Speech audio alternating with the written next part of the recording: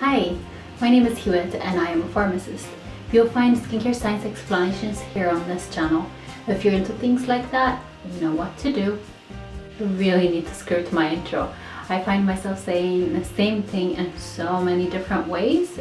So yeah, need to work on that. Today I'll show you why you should not use bio oil if you're pregnant or nursing. So, I was a crew for Emirates in my past life. Besides flying around the world, immersing in different cultures, and evolving as a person, one of the perks of working for Emirates was the diverse nationalities I got the chance to work with. There were over 120 nationalities by the time I left, which was over 6 years ago, and the number I know has increased since. So, no 2 days were the same. I mean that in terms of where we were going, the passengers we had, and also the crew we would be assigned to work with. The chances of ever flying again with someone were so slim. In fact, sometimes you see a frequent flyer passenger more often on board than another crew. I mean, it was 16,000 of us, so you know, you get the picture, right? Anyway, the great thing about having colleagues from all over the world meant we got the best of wherever we were headed. We didn't just depend on concierge or a TripAdvisor kind of sites. We would always have locals on the flight, you know, working with us. The local crew often made recommendations of things to do at our layovers, you know, where to go, where to shop, and yes, even what to shop for. Like the US was a shopping hub. If you're in Houston, Texas, check NASA and go shopping at the Galleria. You're in Washington, D.C., do a city tour and at least one museum and then shop at Tyson's Corner. And if you're in New Zealand, bungee jump, eat, and buy manuka honey. In Australia, you don't come back with Lucas Papow, for example. You know where I'm headed with this, right? Yes. If you're in South Africa, do some sightseeing like Cradle of Humankind in Josie, Zoo in Pretoria, Table Mountain in Cape Town. Make sure you have steak for dinner and buy beef jerky and bio oil. You could buy 200 ml, which is 6.7 ounce bio oil for like $10 in South Africa.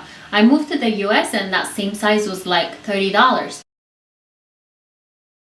With all fairness, I use bio oil daily to help moisturize my skin while flying, which obviously is a very dry environment. So I had no problem there. Also, it was light and easily absorbed. So those are the pluses about bio oil. If you look at the ingredient list, the first one is Paraffinum liquidum, which is, you know, mineral oil, just an occlusive petrochemical that doesn't do any good.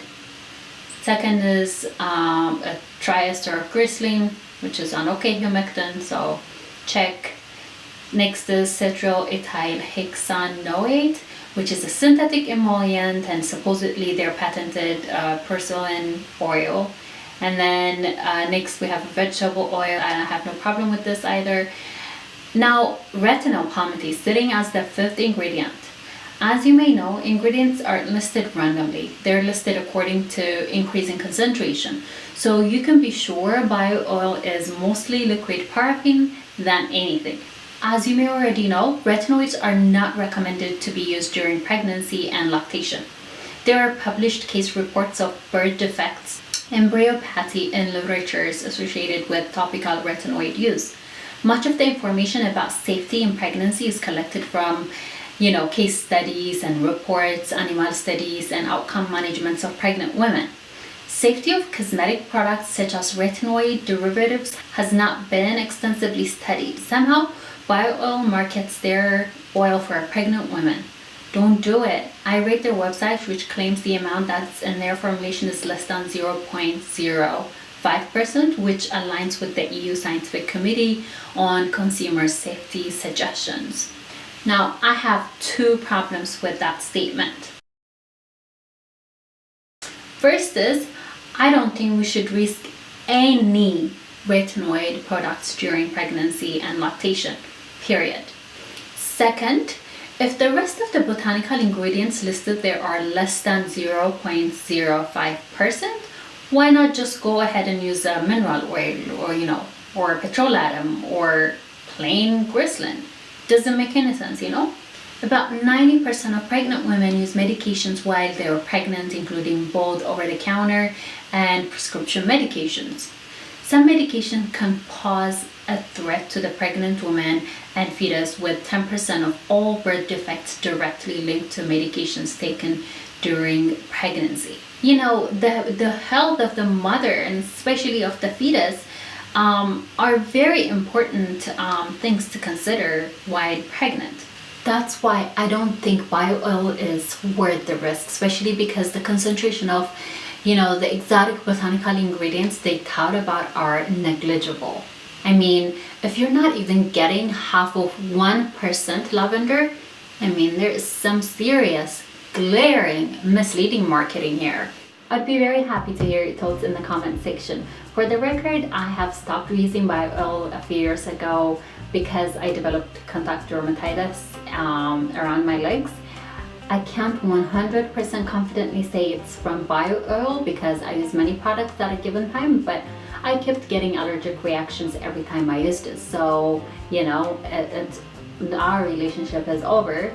I am, however, grateful the eczema is on my legs. It could have been worse, you know? Yeah, so really, to wrap it up, considering you're not getting, you know, breakthrough, proprietary, you know, exceptional ingredient from bio oil, I don't think it's worth the risk.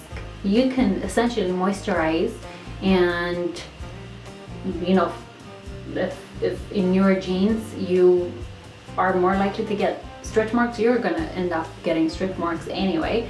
But if you are not, you can really moisturize with, you know, more safer options and prevent the stretch marks without necessarily risking it. So I would not recommend any pregnant woman or lactating woman to use bio oil for these reasons. That's it for today. Take care, my friend.